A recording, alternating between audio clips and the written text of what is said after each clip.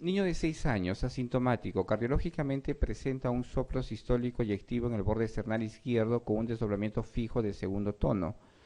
Y en el EKG con patrón RSR en precordiales derechas, el diagnóstico más probable será, bien, si les hablan de un desdoblamiento fijo del segundo tono, ¿de qué estamos hablando? Sí, ya, no hay, ahí no hay forma de perderse. Entonces, ahora nos queda determinar si este es un ostium primum o un ostium segundo. Entonces, en el EKG, el patrón RSR en precordiales derechas hay desviación hacia el lado derecho, ¿no? Desdoblamiento fijo segundo arriba y en el EKG un patrón SR con precordiales derechas. El diagnóstico más probable será CIA ostium segundo, ¿sí?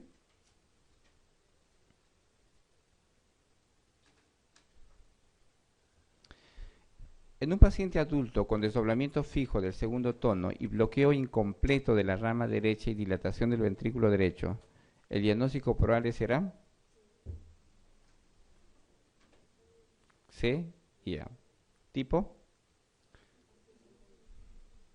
osteo segundo. ¿Sí? ¿Todos?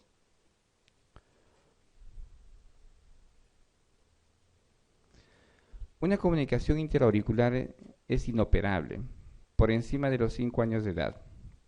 Cuando existe sobrecarga de volumen del ventrículo derecho, cuando existe insuficiencia tricuspidia asociada, cuando se asocia drenaje venoso pulmonar anómalo parcial, cuando existe hipertensión pulmonar a nivel superior de la tensión arterial sistémica.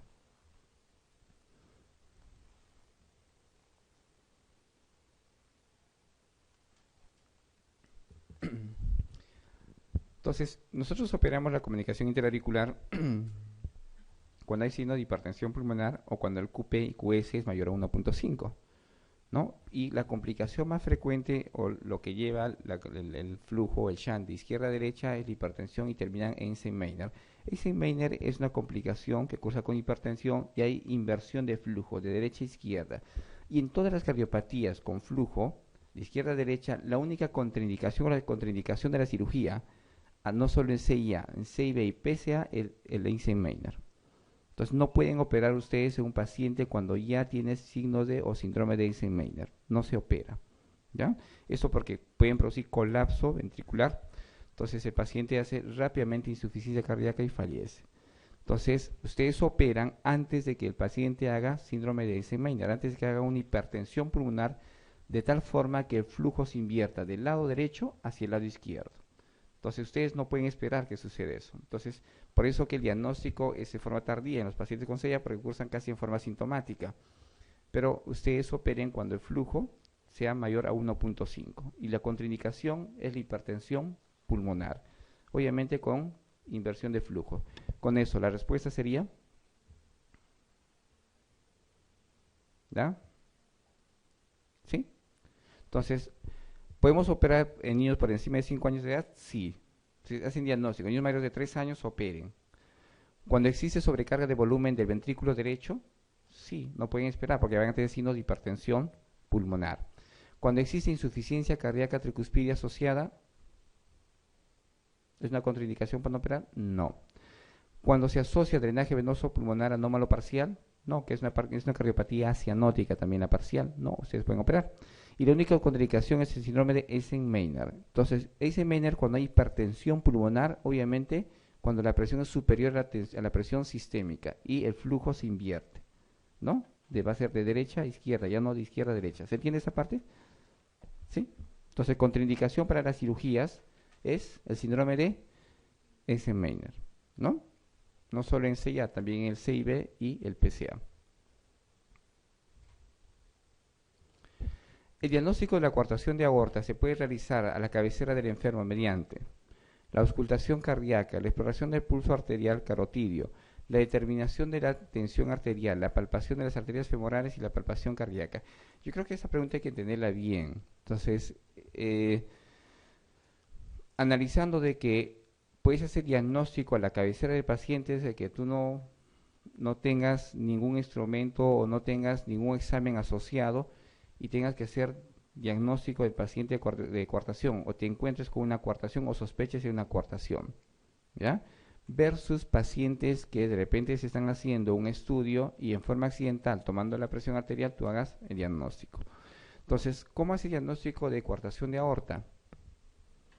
Que lo vamos a ver y vamos a tocar un poquito.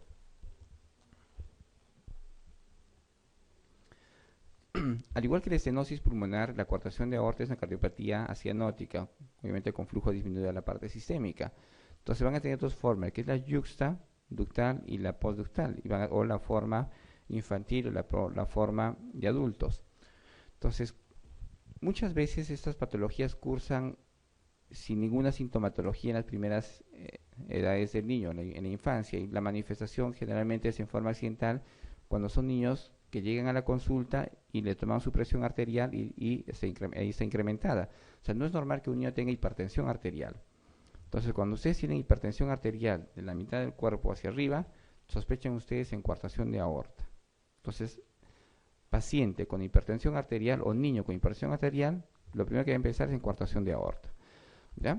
Obviamente, cuando hay bradisfignia significa que hay disociación del pulso carotidio con el pulso femoral.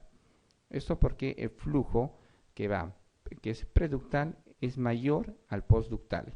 ¿Sí? Entonces, o el flujo de arriba es diferente al flujo de abajo por la coartación, por la disminución o la estrechez de la aorta. Entonces van a tener una disociación entre el flujo o la amplitud, si quieren, o incluso el incremento de pulsaciones de la parte superior en relación a la parte inferior. ¿Sí? Entonces, si ustedes tocan la arteria carotidia y tocan la femoral, va a haber una disociación, va a ser menor la frecuencia, incluso la amplitud. Entonces, ¿qué van a pensar? En coartación de aorta. Entonces, con eso, a la cabecera del paciente, ¿cómo hacen diagnóstico ustedes? A la auscultación cardíaca, a la exploración del pulso carotidio, la determinación de la tensión arterial, la palpación de las arterias femorales o la palpación cardíaca.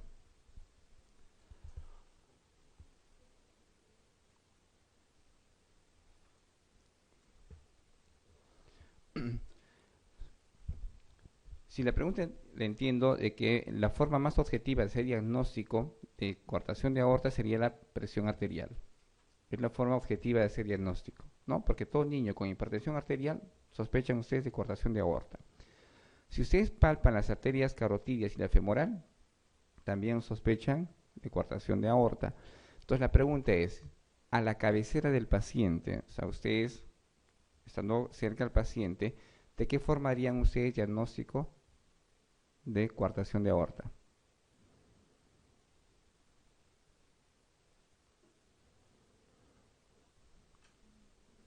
La respuesta sería entre cuál y cuál.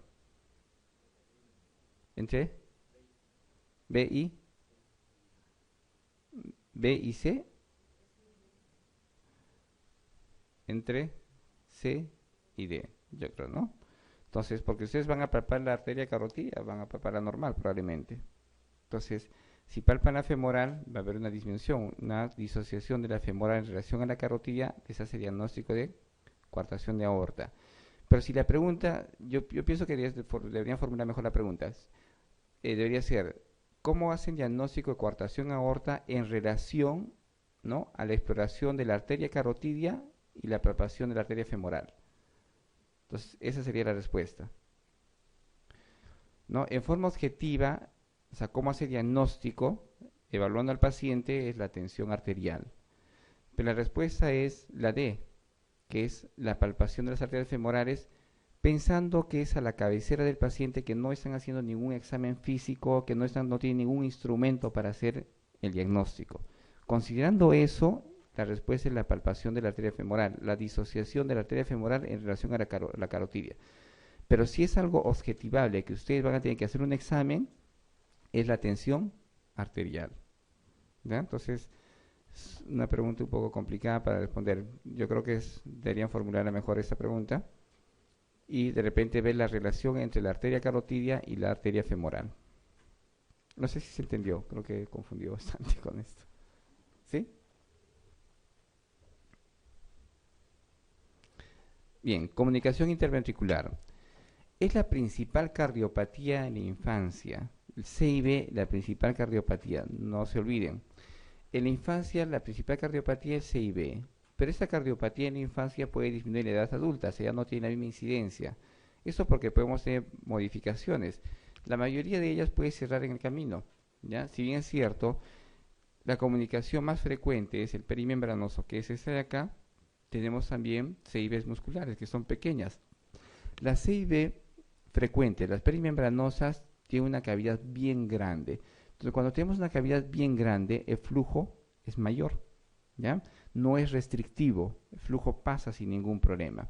Cuando tenemos una comunicación pequeña, que es a nivel del ápice, que es muscular, el flujo es restrictivo, es pequeñito. Y esa es la enfermedad de Roger, que es la que se cierra con frecuencia a medida que el paciente crece. Así como crece el niño, también crecen las estructuras musculares del corazón y terminan cerrando. Tiene muy poca o casi nada de sintomatología. Muchas veces pasa en forma inadvertida la enfermedad de Roger o el CIP tipo muscular. Lo que tiene mayor manifestación clínica y obviamente repercusión sobre las cavidades va a ser el perimembranoso, que tiene un flujo no restrictivo. Y obviamente el flujo que se da de izquierda a derecha va a tener repercusión sobre el corazón derecho, ¿no? El ventrículo derecho, el territorio pulmonar y el corazón izquierdo. He mencionado que en la CIA hay compromiso del corazón derecho y el territorio pulmonar. En el CIB tienen compromiso del territorio del corazón derecho, el territorio pulmonar y el corazón izquierdo. Entonces, las tres estructuras se ven afectadas o se ven alteradas. Entonces, tiene mayor sobrecarga a nivel del ventrículo derecho por el flujo, y obviamente el flujo hacia las arterias pulmonares se incrementa, y el incremento de la hipertensión pulmonar se da en mayor proporción en relación al CIA y con mayor riesgo de edema pulmonar. Entonces es un gráfico donde vemos que hay comunicación del ventrículo izquierdo sobre el ventrículo derecho, obviamente sobrecarga de este y sobrecarga del territorio pulmonar, y también se incrementa, ¿no?, la sobrecarga a nivel del lado izquierdo con sobrecarga del ventrículo izquierdo. Va a haber hipertrofia tanto del lado derecho como del lado izquierdo, y el flujo pulmonar y sistémico se incrementa. El QP y QS es mayor a 1 o 1.5, incluso llegando a 2 o 2.5.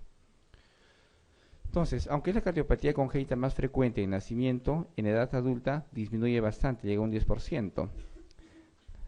Dejado su evolución natural, el 50% falleció a los 40 años y el 70% antes de los 60 años. Entonces, la más frecuente es la perimembranosa, que ustedes ven en la parte superior, casi a nivel de las válvulas, tanto mitral como tricúspide, y es mucho más grande, es la que produce mayor sintomatología, mayor sobrecarga, mayor dilatación ventricular, mayor sobrecarga sobre la arteria pulmonar y congestión pulmonar. El tipo muscular, que es la que sigue en frecuencia, es más pequeña, es a nivel apical y es restrictivo. No tiene o tiene poca sintomatología, también llamada enfermedad de Roger. Entonces, el cortocircuito es de izquierda a derecha, depende del tamaño del efecto, obviamente, y de las resistencias vasculares pulmonares. Desde el punto de vista hemodinámico, ustedes pueden clasificar en pequeño, que es el muscular, donde el QP-QS es de 1.4, sin sobrecarga de ventrículo izquierdo ni hipertensión pulmonar, llamada enfermedad de Roger. La moderada, cuando el QP y QS es entre 1.4 y 2.2, con sobrecarga de ventrículo izquierdo e hipertensión pulmonar. Y el grande, cuando no es restrictivo, tiene mayor sintomatología, con riesgo de incremento de hipertensión pulmonar, ¿no?, cuando el QP y QS es mayor a 1.2, obviamente con sobrecarga ventricular izquierda. De la misma forma, esos pacientes, como el CIA, terminan haciendo, y en mayor proporción, el síndrome de Eisenmenger. El cierre espontáneo se puede dar en un 25-40%, generalmente en el tipo muscular. Puede haber disminución de tamaño durante el crecimiento. Puede haber estenosis del infundíbulo pulmonar, insuficiencia aórtica y estenosis subaórtica. Y la complicación va a ser la hipertensión de la arteria pulmonar fija o síndrome de Eisenmenger. Entonces, van a tener ustedes un soplo sistólico, ¿ya?, en toda la sístole, ¿no? Generalmente esto en el tipo perimembranoso, en el más frecuente, y en el tipo muscular el soplo es al inicio de la sístole, ¿ya? Protosistólico, no es holosistólico. Van a escuchar ustedes el ruido al inicio, el primer momento de la sístole, es protosistólico. En la EKG obviamente van a tener una hipertrofia del ventrículo izquierdo, van a tener cardiomegalia por hipertrofia del ventrículo izquierdo, también termina siendo hipertrofia del ventrículo derecho con hiperflujo de la pulmonar. Diagnóstico ustedes hacen rápidamente con ecocardiografía, al igual que el CIA. Entonces, ¿qué van a tener ustedes? Una gran cardiomegalia. Entonces, es lo que típicamente ustedes observan en un paciente con una cardiopatía. Nace el paciente, le toman una placa por un problema o distrés respiratorio y se encuentran con cardiomegalia. Lo más probable es que sea un C y B, ¿no? Entonces, C y B, por eso, obviamente, por hipertrofia de la cavidad izquierda, también va a haber hipertrofia del lado izquierdo, del lado derecho, con incremento de flujo pulmonar.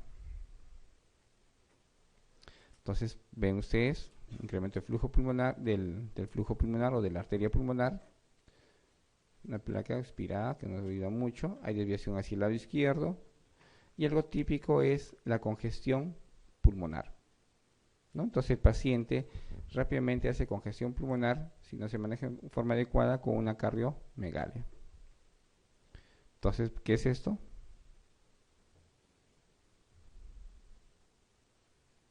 ¿Qué creen que es? Neumonía. Entonces, ¿qué están observando? Una gran cardiomegalia. Y ustedes observan imágenes radiopacas en forma bilateral, basales, ¿qué van a pensar? Edema pulmonar. ¿Sí? Eso es la congestión pulmonar, edema pulmonar. ¿Sí? Bien, este es un corte donde ven ustedes no solo la hipertrofia del lado izquierdo, sino también del lado derecho. ¿Y qué tipo de comunicación es esta? ¿CIB tipo? ¿Qué tipo es? ¿CIB tipo? El más frecuente de los CIB es el perimembranoso. Y el menos frecuente y pequeñito es el muscular. Entonces, ustedes tienen un CIB grande, no restrictivo, con flujo incrementado, entonces es perimembranoso. Y hemos mencionado que perimembranoso acerca a las válvulas en la parte apical. En la parte superior. Y el muscular está en la parte apical. ¿Sí? Entonces, en la parte de arriba, cuando vean ustedes un defecto como este, que es a nivel perimembranoso, es un CIB grande, el más frecuente. Y cuando observen ustedes en la parte apical algo pequeñito, es muscular. ¿Sí?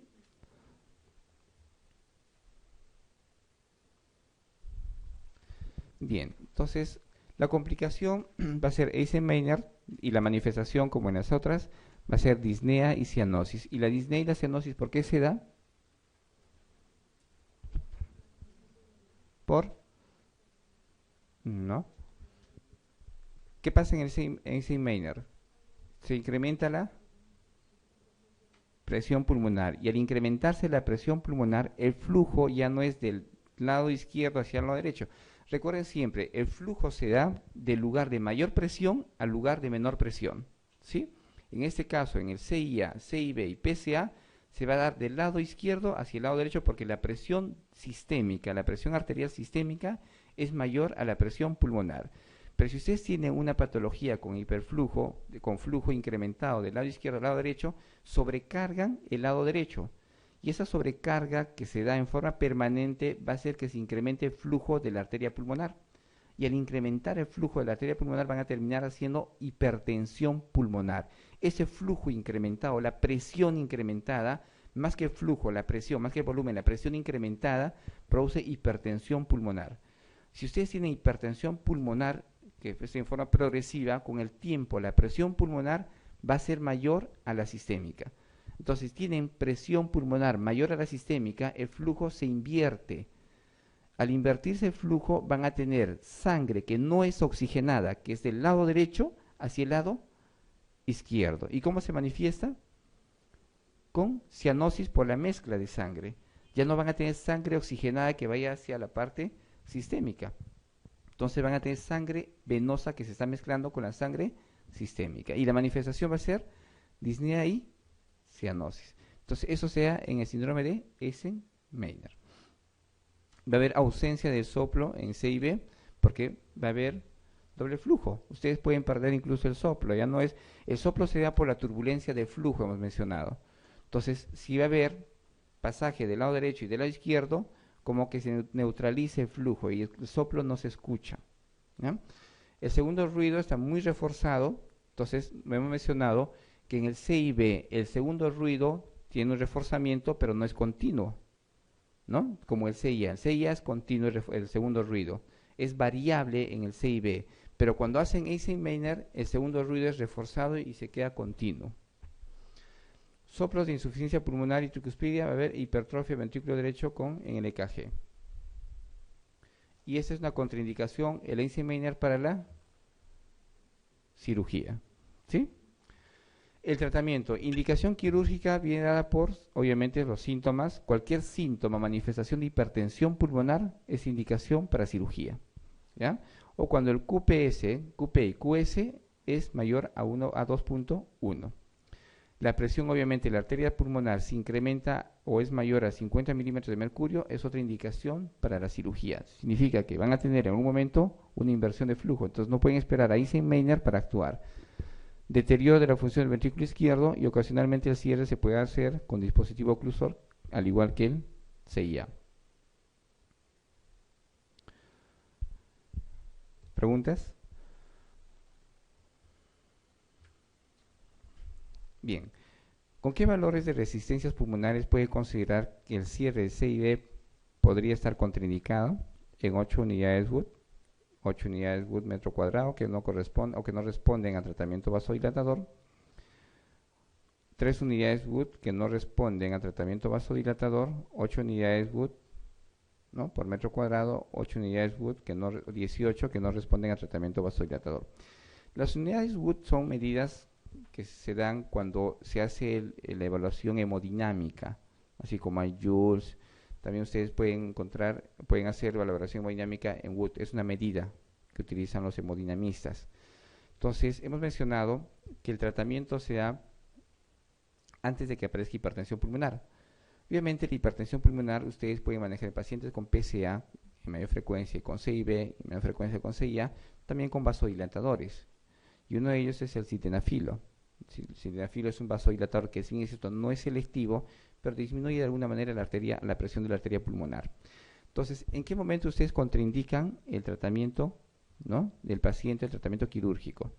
Entonces, en 8 unidades Wood, entonces se dice que el paciente con hipertensión moderada no supera los 8 Wood, ¿ya? Si el paciente está con hipertensión moderada, generalmente es entre 3 y 5. Entonces es una indicación quirúrgica y tiene respuesta al tratamiento vasodilatador. Pero si el paciente llega a 8 unidades y no responde al tratamiento vasodilatador, ese paciente tiene hipertensión pulmonar severa, ¿ya? Entonces está en Eisenmenger. Entonces ustedes contraindican el tratamiento con 8 unidades Wood y que no responde al tratamiento vasodilatador, ¿sí?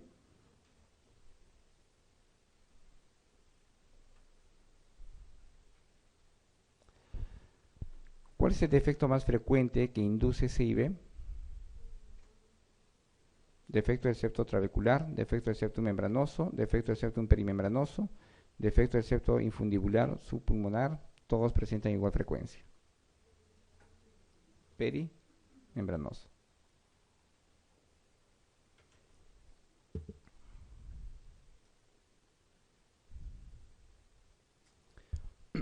Niño de 3 meses, asintomático y con buen desarrollo ponderosatural. Si le ausculta un soplo protosistólico suave, de alta frecuencia en el borde esternal izquierdo, borde esternal izquierdo bajo. El segundo ruido es normal, la radiografía de tórax y el EKG son normales. El diagnóstico y la evolución más probable será comunicación interauricular pequeña y cierre espontáneo, estenosis pulmonar leve progresiva, comunicación interventricular pequeña y restrictiva, cierre espontáneo, soplo inocente que desapareció, tetralogía Fallot progresiva.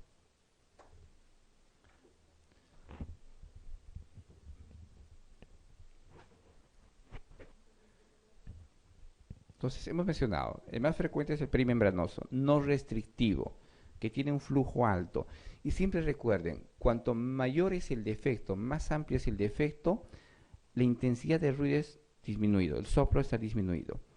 Cuanto más pequeño y es restrictivo el soplo, la intensidad es más alta del soplo, ¿ya? El soplo ustedes lo escuchan por la turbulencia del flujo. Entonces, en cualquier defecto no produce un flujo continuo. El flujo en el corazón, en la sangre, debe ser en forma continua. No debe haber paradas, ¿no?, o incrementos. Entonces, cualquier defecto produce turbulencia y esa turbulencia produce el soplo, es lo que ustedes escuchan como soplo. ¿Ya? Entonces, en una comunicación pequeña, restrictiva, va a tener mucha presión, ¿no? Para que pase la sangre. Y ese pasaje de sangre con mucha presión o con resistencia muy incrementada, al otro lado produce mayor turbulencia. Y esa mayor turbulencia se escucha como soplo bien alto. Entonces, cuando tienen ustedes una comunicación bien alta, entonces la turbulencia no se da, ¿no? No es muy notoria la turbulencia. Por eso que los soplos que se escuchan con mayor amplitud son los restrictivos. ¿Sí? El que escuche un soplo bien alto no significa que tenga una comunicación o un defecto bien grande. ¿Sí? Bien. Entonces, un niño de 3 meses que cursa asintomático, no tiene síntomas, y con buen desarrollo postnatural, significa que el defecto o el shunt que tiene no tiene ninguna repercusión sobre su desarrollo. Si le ausculta un soplo protosistólico, hemos mencionado el soplo en el perimembranoso, ¿qué? ¿Cómo es? Es holosistólico, y en el muscular es protosistólico. El soplo en el defecto muscular es protosistólico, al inicio de la sístole. ¿Ya? Es suave y de alta frecuencia en el borde esternal izquierdo, ¿no? El segundo ruido es normal y radiografía de tórax y el EKG son normales. ¿Qué significa? Que no hay congestión o no hay edema pulmonar. ¿No? Entonces, no es tanto como para producir sobrecarga del lado derecho y del territorio pulmonar. Entonces, ¿frente a qué estamos? Un CIB tipo muscular, restrictivo. Y la conducta es expectante, observar y que cierre. No produce mayor sintomatología. Entonces, es una comunicación interventricular pequeña, probablemente muscular y restrictiva, y el cierre es espontáneo en la mayoría de las veces. ¿Cuál es la actitud más correcta ante una enfermedad de Roger? ¿Cuál es la enfermedad de Roger? El tipo muscular, ¿no? Tipo muscular restrictivo. Cirugía inmediata, cirugía entre los 6 meses y el año de edad, profilaxis de la endocarditis infecciosa, actitud de espera y seguimiento, C y D. Son correctas.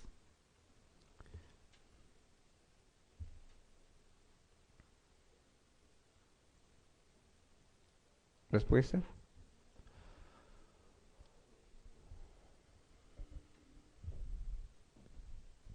Entonces, toda cardiopatía, recuerden siempre, tiene riesgo de endocarditis bacteriana. ¿Por qué se da endocarditis bacteriana en las cardiopatías? Por ese flujo alterado.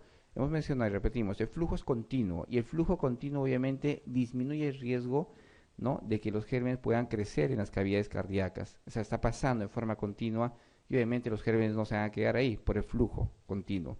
Pero si hay estancamiento, turbulencia, movimientos, disminución de flujo, éstasis o incremento de flujo, hacen que el riesgo se incremente de infección. Entonces los gérmenes proliferan en esos lugares de éstasis o de cambios de flujo. Por eso la endocarditis bacteriana es frecuente en las cardiopatías. Y hemos mencionado que entre las tres cardiopatías, por lo menos entre el CIB, CIA y el PCA, el que menos frecuentemente se asocia a endocarditis o menos riesgo tiene es el CIA. ¿Sí? Entonces, todas estas cardiopatías tienen riesgo de endocarditis bacteriana. ¿Qué van a hacer ustedes? Profilaxis de endocarditis. Entonces, ¿cuál sería la conducta o la respuesta? C y D. Ustedes van a tomar una actitud de espera y seguimiento, ustedes observan y si se cierra, en buena hora.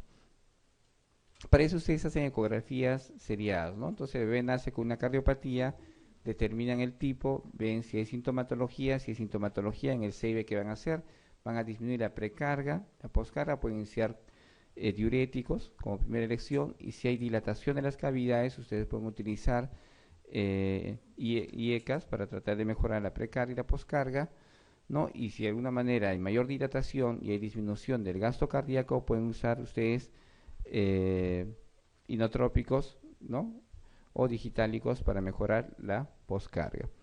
Entonces, si es pequeñito, ustedes lo que hacen es tomar una actitud en espera y seguimiento nada más. No hay profilaxis infecciosa. ¿Preguntas?